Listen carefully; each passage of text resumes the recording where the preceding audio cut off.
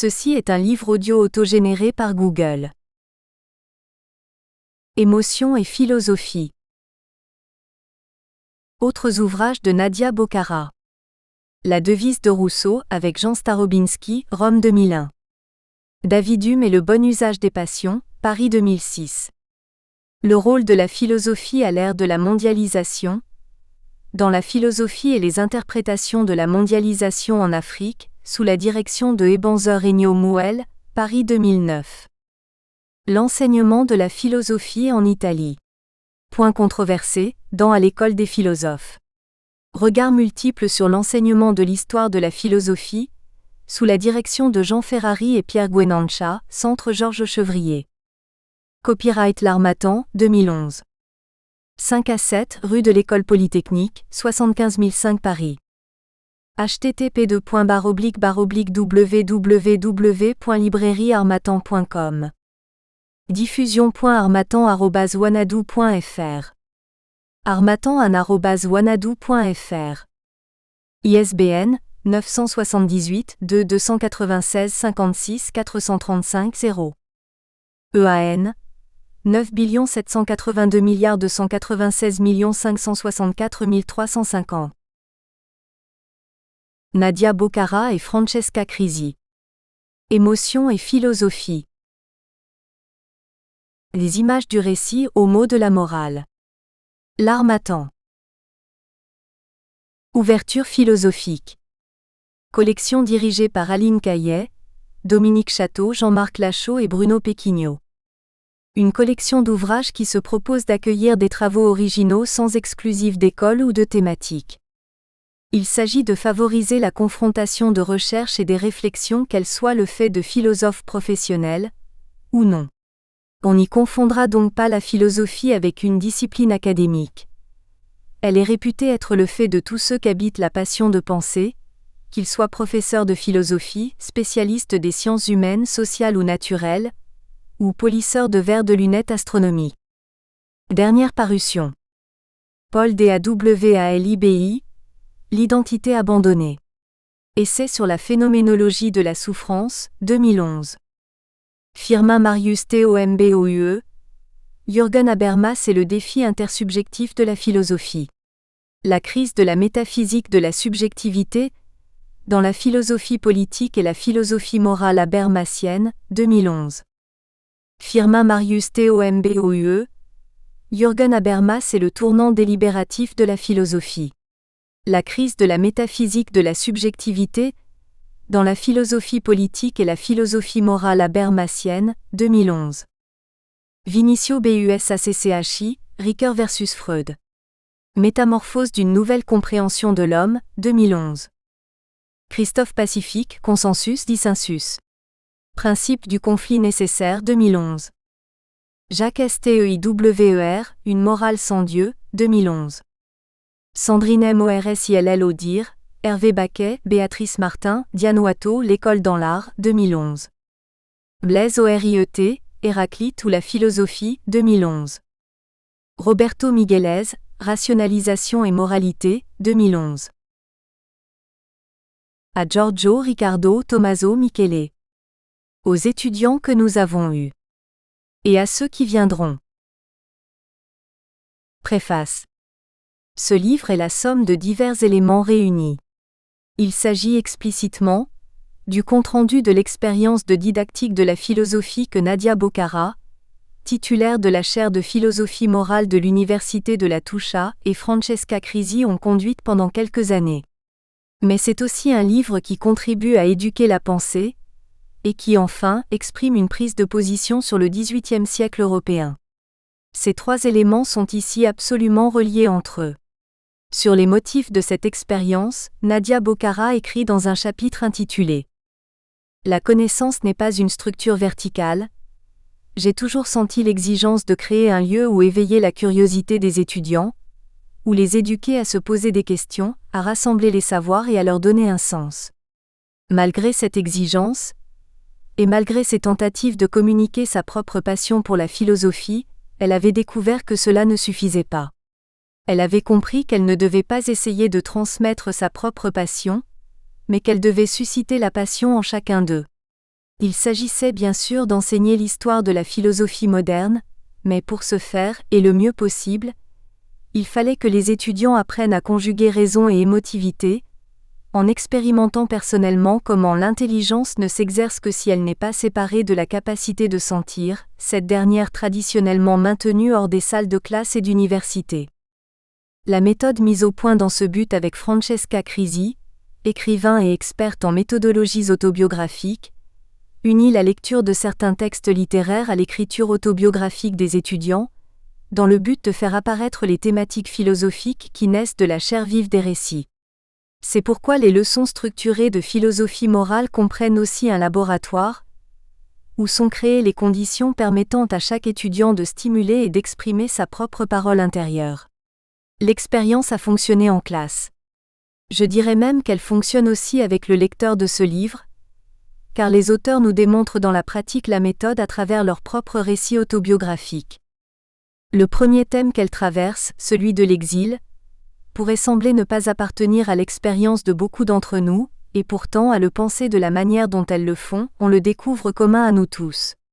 Pour Nadia Bokhara, il se trouve dans les événements de son enfance à Tunis, et elle l'atteint directement à travers l'écriture, mais Francesca Crisi l'atteint également, sans que son expérience de déracinement soit liée à des événements extérieurs. Ce sont les mots d'Albert Camus qui stimulent sa réflexion. Rien n'empêche de rêver à l'heure même de l'exil, puisque du moins je sais cela de science certaine, qu'une œuvre d'homme n'est rien d'autre que ce long cheminement pour retrouver par les détours de l'art, les 2 ou 3 images simples et grandes sur lesquelles le cœur une première fois s'est ouvert. Ce sont des images simples, non pas parce qu'elles sont banales, mais parce qu'elles sont essentielles, le noyau même de notre existence. Comme l'or des mines, pour utiliser une métaphore de John Ruskin, il faut bien du travail pour faire arriver ces secrets précieux à la lumière du jour. Et voilà, c'est exactement ce travail qui dispose l'esprit à la philosophie, à la faire désirer, à en montrer le sens pour l'existence.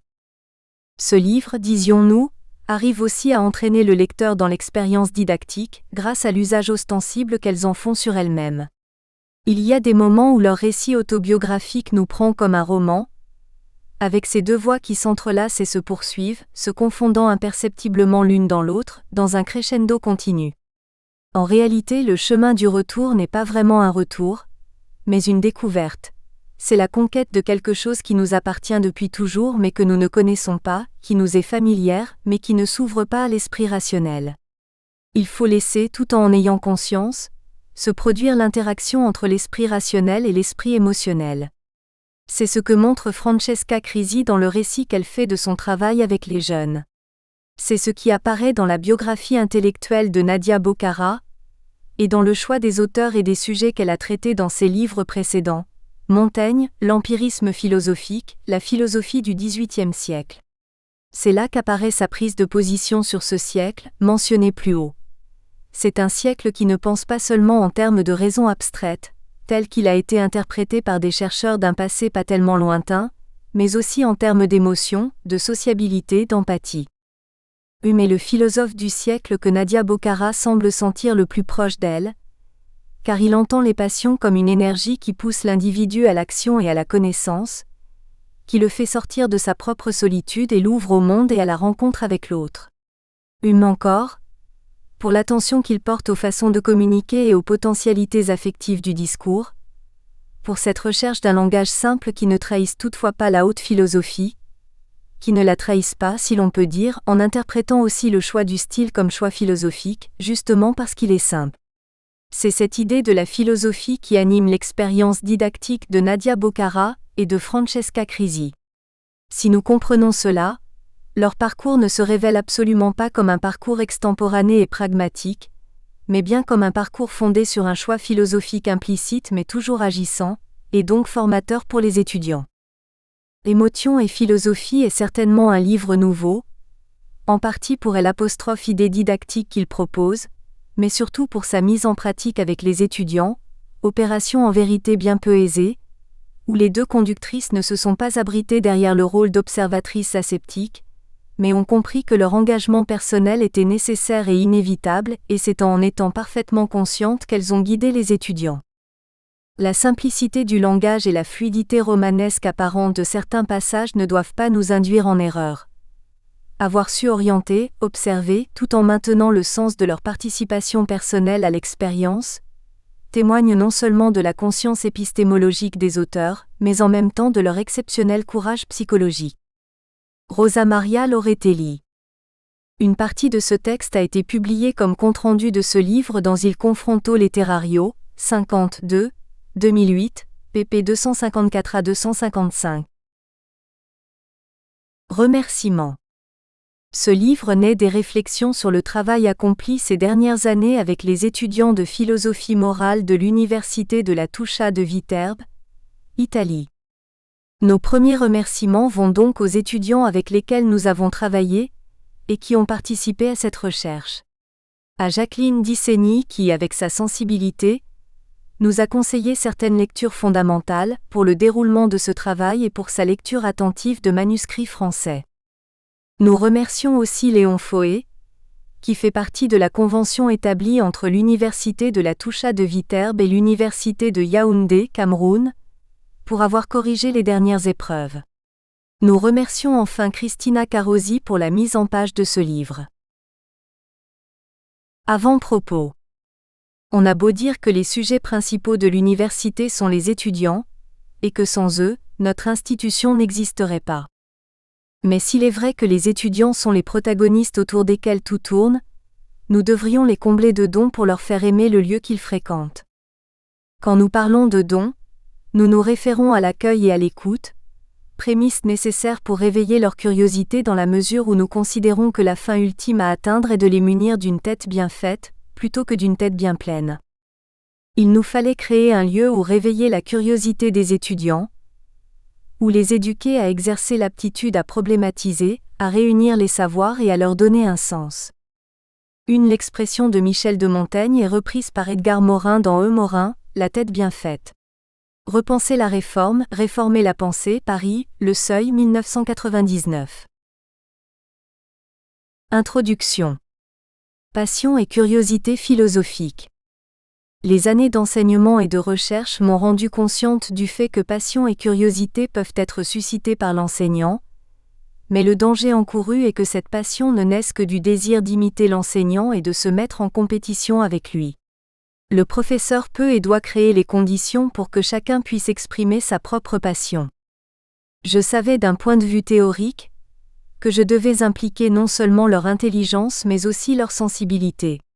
C'est uniquement cette condition qui aurait suscité en eux l'intérêt philosophique. J'avais aussi compris que la prémisse nécessaire pour éveiller l'intérêt philosophique est la prédisposition à penser avec sa propre tête et à prendre en main sa propre éducation. Mais je savais aussi que pour atteindre cet objectif, il fallait se servir de quelque chose qui ait le pouvoir de réveiller la curiosité pour sortir de soi-même et donc de s'ouvrir au monde d'eux. Je parle ici de la passion et dans ce contexte, de la passion pour la recherche philosophique. Intelligence et sentiment. Cet objectif n'est pas facile à réaliser car dans nos institutions scolaires, la façon de sentir et l'affectivité trouvent toujours moins d'écoute et d'accueil au fur et à mesure que l'on avance des classes primaires à l'université 3. Mon expérience de didactique et de recherche m'a rendu consciente du fait que pour atteindre l'objectif que Montaigne se proposait déjà, former des personnes qui pensent avec leur propre tête, il est nécessaire de préparer les étudiants à l'écoute de leur propre monde affectif, de leur propre façon de sentir. Je savais d'un point de vue théorique, que c'était la seule façon de faire naître en eux l'intérêt, pour cultiver leur propre jardin, le soigner et trouver du plaisir à cette activité. 4. Francesca en tant qu'experte en méthodologie autobiographique devait nous faire expérimenter, et donc vérifier ses convictions théoriques.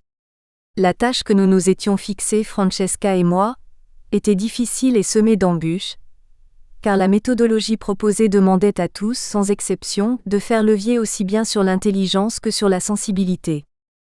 Dans ce livre, nous racontons l'expérience que nous en avons tirée et qui nous a permis de confirmer cette méthode. Rappelons, pour aider le lecteur à nous suivre dans ce voyage, que cette recherche plonge ses racines dans la philosophie des Lumières, mouvement culturel qui s'est manifesté dans l'Europe du XVIIIe siècle. Époque souvent mal comprise dans la mesure où on la considérait comme la période où l'on exaltait une raison froide, abstraite, scientifique à laquelle on opposait l'époque romantique toute fondée sur l'aspect passionnel de l'homme. Ce livre tente en premier lieu de réfuter cette conception commune et d'attirer l'attention sur cet aspect particulier de la recherche philosophique du XVIIIe siècle qui met l'accent sur l'homme, sur son expérience et ses limites, et sur la fonction fondamentale de la passion conçue comme énergie vitale pour l'action et la connaissance. Nous trouvons donc opportun de fixer notre attention sur l'aspect particulier du XVIIIe siècle, qui a représenté le fil rouge de notre recherche. Mais il est bon de rappeler que ce siècle, dans la mesure où il touche au thème des passions, puise ses racines non seulement dans l'humanisme et dans la Renaissance, mais bien avant encore dans la philosophie d'Aristote V. Le défi que nous avons lancé est celui du philosophe grec qui met en évidence comment les passions, quand elles sont bien employées, ont leur propre sagesse. Elles guident notre pensée, nos valeurs, notre propre survie. 6. Retrouvons le fil. À l'époque moderne, Emmanuel Kant qui, à plusieurs reprises, se déclare débiteur de l'empirisme et en particulier de David Hume, dans la réponse à la question « Qu'est-ce que les Lumières ?», en 1784, écrivait « Les Lumières, c'est la sortie de l'homme de sa minorité, c'est-à-dire incapacité de se servir de son propre entendement sans la direction d'autrui, puisque la cause en réside non dans un défaut de l'entendement mais dans un manque de décision et de courage de s'en servir sans la direction d'autrui. Sapere aude est le courage de te servir de ton propre entendement. » Voilà la devise des Lumières 7. Nous voudrions encore attirer l'attention du lecteur sur le mot courage. Parler de courage, c'est parler de passion. Car avoir le courage signifie arriver à affronter la peur et l'incertitude d'un parcours inconnu. Comme nous le verrons dans la deuxième partie de ce livre, il faut avoir du courage, car utiliser son intelligence sans être guidé par quelqu'un d'autre, c'est mettre l'accent sur sa propre responsabilité, sa propre prise en charge, sa propre solitude. Cela veut dire devenir adulte et choisir sciemment son propre destin. On peut atteindre ce but en utilisant d'une façon critique 8 l'intelligence, en la libérant ainsi des dogmes métaphysiques, des préjugés moraux, des superstitions religieuses, des tyrannies politiques. Mais l'usage confiant en une intelligence critique ne doit pas induire le lecteur à considérer cette époque simplement comme l'âge de la raison tel qu'il a été pris dans le sens commun. David Hume, comme d'autres philosophes du XVIIIe siècle tels que Diderot, Lamétrie, Helvétius IX, Rousseau, Dolbardis, dans son œuvre de jeunesse Treatise of Human Nature, enquête sur le rôle joué par l'intelligence et la passion dans la connaissance et dans la conduite humaine. La passion, il faut bien le rappeler, est signalée comme neutre, c'est-à-dire ni bonne ni mauvaise en soi, mais considérée comme l'unique énergie capable de porter l'esprit de l'individu hors de lui-même, de sa propre solitude, et donc l'unique énergie capable de créer une communication possible avec le monde. Hume affirme que nous ne pouvons absolument pas opposer la force de la passion à celle de l'intellect, car ce dernier est faible s'il s'identifie au devoir ou à la volonté en s'opposant à l'instinct 11. L'intellect acquiert pour ce philosophe une fonction uniquement instrumentale, comme moyen pour atteindre les finalités vers lesquelles l'homme sera poussé par les passions. L'évaluation morale est ainsi déplacée du domaine de la passion à celui de l'intellect. Pour pouvoir continuer à détecter ce fil rouge que nous poursuivons dans notre recherche, nous ne pourrons que citer certains grands thèmes philosophiques. Notre point de départ a pour thème principal le refus au XVIIIe siècle d'une vérité extérieure à l'homme, absolue et immuable, tout en privilégiant le concept d'une vérité, fruit de l'expérience humaine. De ce premier grand changement, naît une façon différente de concevoir le rapport entre individu et autorité, qu'elle soit laïque ou religieuse, et entre individu et société. De là, l'intérêt et la réflexion sur l'origine des règles morales et en conséquence sur les motivations de l'action humaine. Une fois abandonné le concept de vérité absolue extérieure à l'homme, l'attention des philosophes se concentre sur l'étude du fonctionnement de la nature humaine dans ses différentes composantes. C'est le rapport entre intellect et passion, et leur rôle dans la connaissance humaine qui est ici examiné. À l'époque contemporaine.